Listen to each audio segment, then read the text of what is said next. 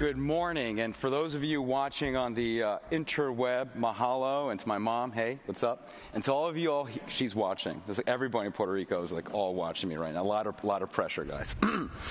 But for those of us here, good morning. How you doing? You're doing great? Okay, look. We are living in an IT-fueled innovation renaissance. All of us as developers should be walking around with our chests in the air, lots of pride, right? We are fueling the next generation of innovation. And when I go back and I think about the early days of the web, and when I was working with Tim Berners-Lee back in IBM Research on things like HTML and helping stand up Apache and all this, I could not believe, I couldn't imagine what would happen. It's crazy. And we all, and you all, use standards like, say, CSS in ways that leave me confused. Really, really confused. But, with awesome power comes what? Great responsibility, right? Incredible responsibility, right? It is on us to become or to harden our skills around being an open source superhero.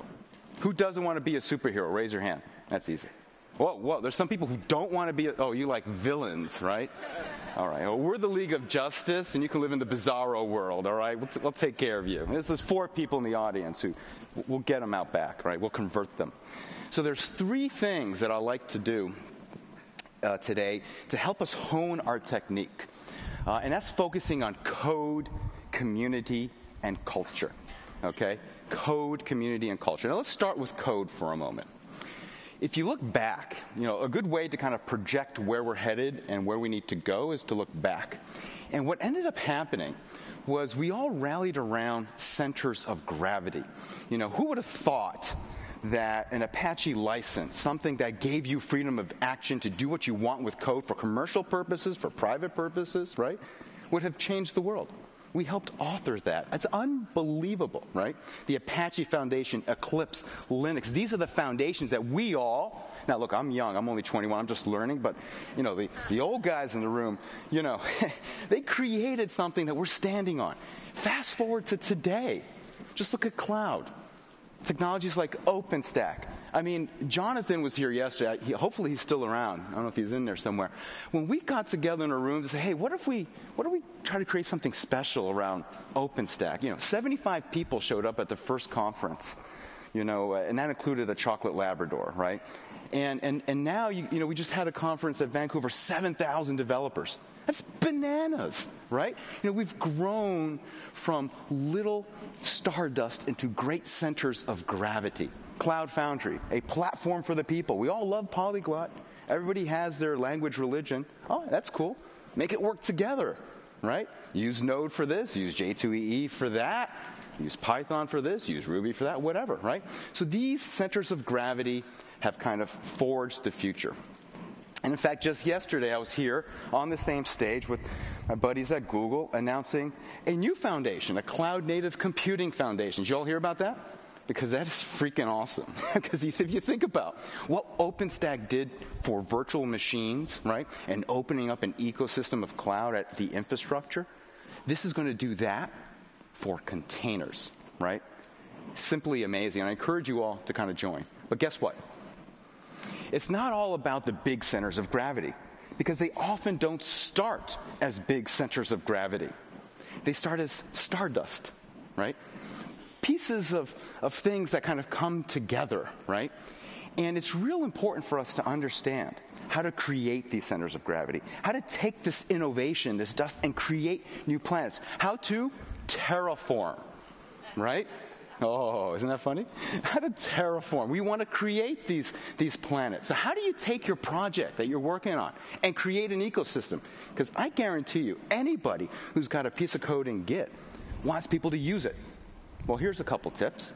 Make sure you have a responsible license on it so that I can actually use it. Right? Let's start with that. Right? How about a clear contribution guidelines? Because the last thing I want to do, buddy, is fork your code. Right? Make an update. Try to give you something to add to the stream, and you don't do it. And now, all of a sudden, I'm forked. That's not cool. Hashtag no bueno, right? Not good. So when you think about putting stuff in Git, right? Let's be precise about how we can work as a community and collaborate. So at this event, we're announcing at IBM our version of how to create terraforms, not just at the large, but at the small. And we're launching a site called Developerworks, developer.ibm.com/open, Developerworks Open. Just go check it out. Look, it is our open source. We've got tons of small and interesting projects out there in Git, right? It's our site where we kind of make really clear how to contribute, how to create communities around this code.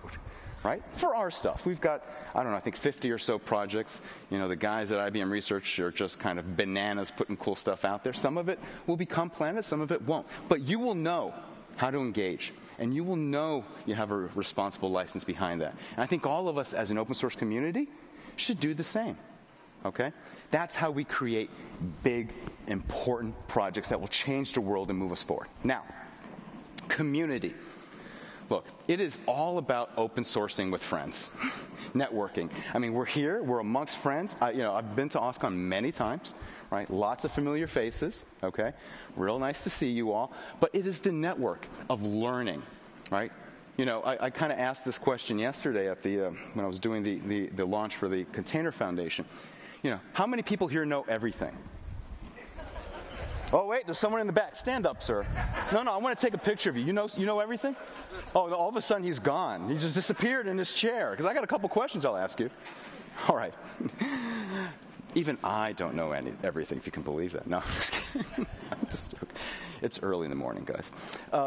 It is about sharing knowledge, right? It is about working together and building a network to help you find that unicorn, but to help others find their unicorns. If you do that, you can accelerate the rate and pace at which you innovate. So another thing that we decided to announce here at OSCON is an academic initiatives program, where we are going out to 200 universities, 36 countries, because the world is not just one geography, it's the world, and we know this in open source, right? And we are helping them become proficient with open source technologies, giving out free access to our platform as a service, Bluemix, so they can go build the code and do what they need to do and learn how to code. We're supporting initiatives like Girls Who Code and doing hackathons. And let me tell you, a word on hackathons, because that's got my feathers all crazy. I love me the hackathons. There's nothing, better than winning a hackathon, getting a drone or like a lost in space robot or something. This stuff is cool. But when you do hackathon responsibly. Put your code back in open source. How about that, right? Put some licenses around it, because there's so many assets that are created in hackathons that die, right? It makes my heart frown. It makes my heart unhappy when I see that. So when you hackathon with a purpose. All right, IBM Bluemix.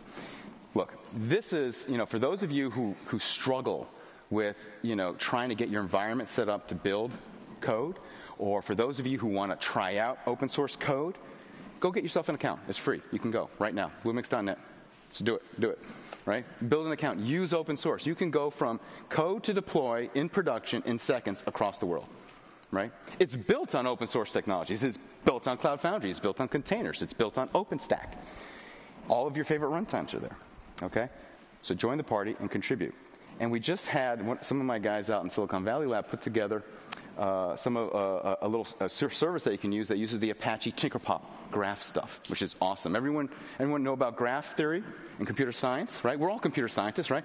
Well, guess what? Graph theory is hard, okay? And writing algorithms for graph is hard. But what's amazing about what we've been doing at Apache is we're trying to make it easy and for the masses. So think of the power of graph, right? But that you can use in everyday code. That's what graph does. So, a little bit about culture, okay? Because how you code and how you community really matters, and that's culture. What we want to do is kick it globally, but excel locally. We're all obsessed with Agile and DevOps, right? Getting together into squads, right? Working together. Semi-independent units that come together in an organism. We have guilds, of interest and all of this stuff, right? We're all kind of into that, right? But how do you do that at scale? Whenever we set up a foundation, whether it's OpenStack or Cloud Foundry, when we did Apache, we're very clear on how we collaborate. How do you do pair programming? Not everybody lives in the same, address in San Francisco, right? We live everywhere. So how do you scale that out, right? And so that's kind of something that we've been working and we're sharing with you all. So if you want to learn more about how to scale out this notion of code, community, and culture in reality and do continuous integration and delivery, it's a good place to check it out. Because as your projects grow from 2 committers to 50 committers, you're going to have to figure this out, right? And it's all part of this terraforming process, okay? Because what you want to be able to do is pivot fast. And oh my God, people talk about failing fast. As superheroes, you see, we don't fail. I looked at this gang of villains over here. We just pivot. We're agile.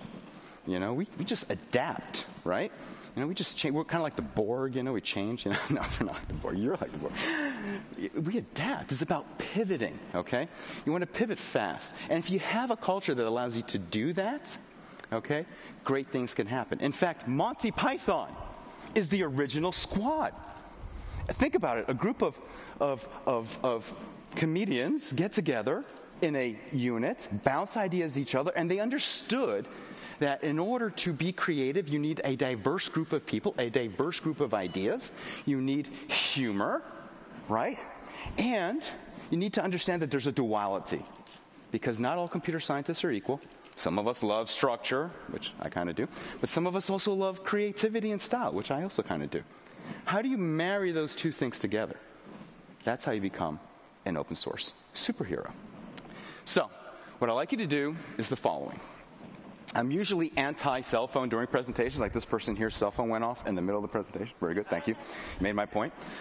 I called them. I had a little bot that I wrote that called them. Take your phones out right now, please. Come on, just do it. Everybody take your phones out. Turn on the camera device, all right? Flip it so you're looking at yourself, all right? And ask yourself the following question, because you're looking in the mirror. Like, look, you probably don't have mirrors anymore. You've got phones, right?